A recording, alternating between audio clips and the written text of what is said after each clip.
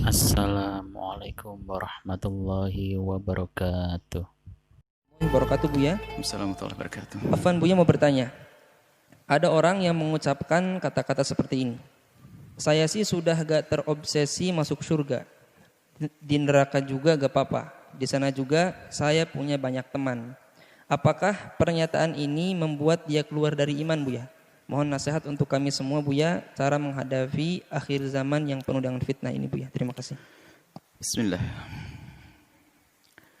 Jika yang mengucapkan itu adalah ahli la ilaha illallah, maka kita ucapkan innalillah. Karena itu bencana besar. Dan hendaknya kita tidak terima dan sedih. Karena ahli la ilaha illallah itu telah masuk wilayah aman dan iman. Tiba-tiba kok punya ungkapan-ungkapan semacam itu. Artinya dia telah kecelakaan berat. Kalau ada seorang hamba yang berkata semacam itu, maka dia telah kecelakaan besar. Kita harus sedih. Dia mendapatkan musibah. Bukan saja tabrakan mobil retak kepalanya, bukan. Tapi imannya yang hilang. Harus sedih kita dengar orang semacam itu. Kalau dia memang ahli la ilaha illallah tiba-tiba mengucapkan seperti itu. Sedih. Ya kita doakan semoga dapat hidayah dan sadar kalau ada orang semacam itu. Adapun hukumnya orang mengucapkan kalimat yang merendahkan surga dan neraka, Ibnu Hajar dalam Qawatiknya dan menjelaskan termasuk adalah hal yang menjadikan seseorang itu keluar dari iman adalah merendahkan surga dan merendahkan neraka. Ini yang pertama. Kemudian jika ada orang mengucapkan semacam itu, kita sedih. Kullun muyassarun lima khuliqalah. Hadis Imam Bukhari Muslim meriwayatkan hadis ini. Kullun muyassarun lima khuliqalah. Semua orang itu akan Allah mudahkan sesuai dengan tujuannya itu di mana nanti. Kalau ahli surga akan dimudahkan oleh Allah untuk meniti jalan surga. Kalau ahli neraka akan dimudahkan oleh Allah meniti jalan neraka. Tidak usah kita menilai orang, tidak perlu juga kita mengatakan kalau dia adalah telah menitikan neraka. Tidak, itu nasihat untuk kita kok semuanya. Artinya begini, yuk kita sadar semuanya. Saya, Anda, termasuk orang yang mengucapkan kalimat seperti itu, ayo kita sadari. Bahwasanya kalau memang orang itu ahli surga, dia akan dimudahkan untuk meniti amalan-amalan ahli surga. Tapi kalau ternyata memang ahli neraka, kita itu susah melakukan kebaikan. Jalannya, ya kayak tiba-tiba mengucapkan kalimat semacam itu. Hati-hati. Mari kita koreksi diri kita sendiri. Nggak usahlah ngoreksi orang. Semoga kalau memang yang mendengar, yang mengucapkan kalimat seperti itu bisa mendengar kalimat kami ini, semoga bisa sadar. Artinya apa? Selagi tiba-tiba kok punya kalimat nggak benar, perilaku nggak benar ini, jangan-jangan kita ini, naudzubillah, jangan-jangan ahli neraka, kan begitu. Segera tarik kebiasaan jelek ini.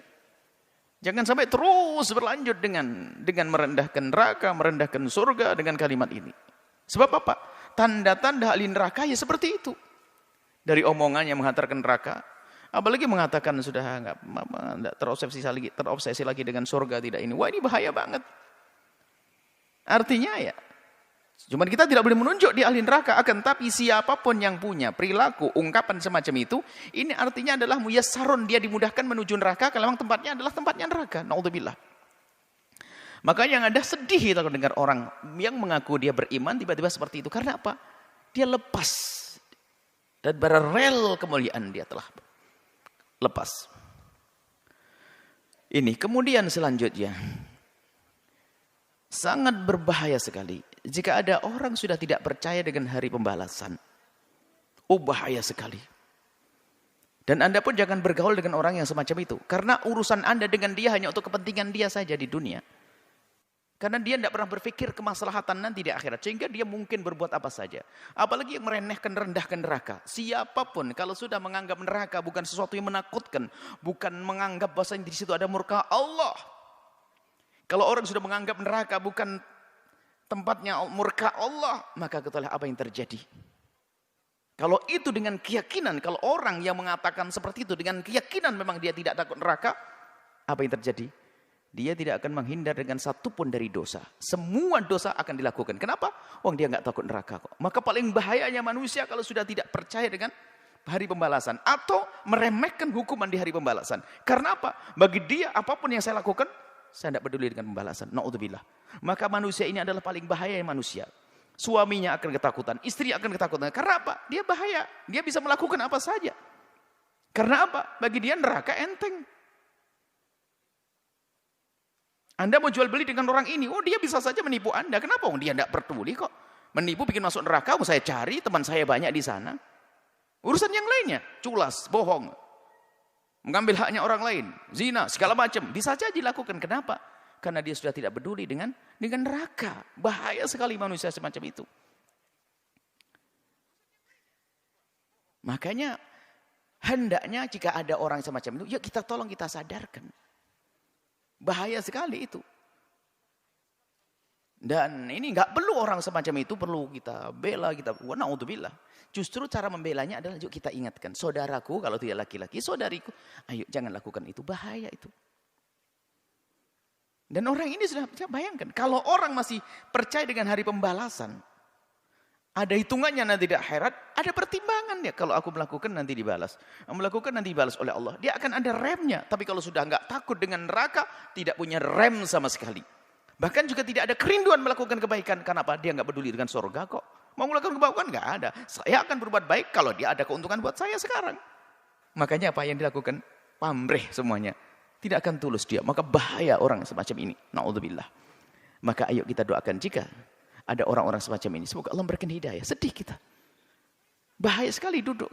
Kita takut duduk dengan orang-orang semacam itu. Kenapa? Tidak ada berhitung. Nggak ada remnya. Nggak ada remnya. Karena berdosa bagi dia menghantarkan dia ke neraka. Dia bangga dengan neraka. Na'udzubillah.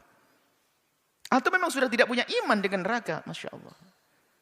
Ini seperti itu. Jadi tolonglah. Kalau memang ada, saya tidak ngerti apakah banyak atau ada. Betul ada. Kalau memang ada orang mengucapkan hal yang demikian itu, yuk kita doakan semoga diberi kesadaran. Karena bahaya sekali dengan dia. Bahkan kalau di masyarakat kita orang semacam itu paling bahaya. Dia bisa melakukan apa saja. Kenapa? Karena dia sudah tidak takut neraka. Diajak kebaikan kayak apapun nggak bisa. Kenapa? Pertimbangan dia adalah dia tidak senang, tidak merindukan surga lagi. Allah apa yang dicari? Yang dicari adalah asalkan dia punya keinginan terpenuhi, selesai. Bukankah itu paling bahaya manusia? Bisa menjadi orang paling rakus, orang paling jahat, orang paling kena.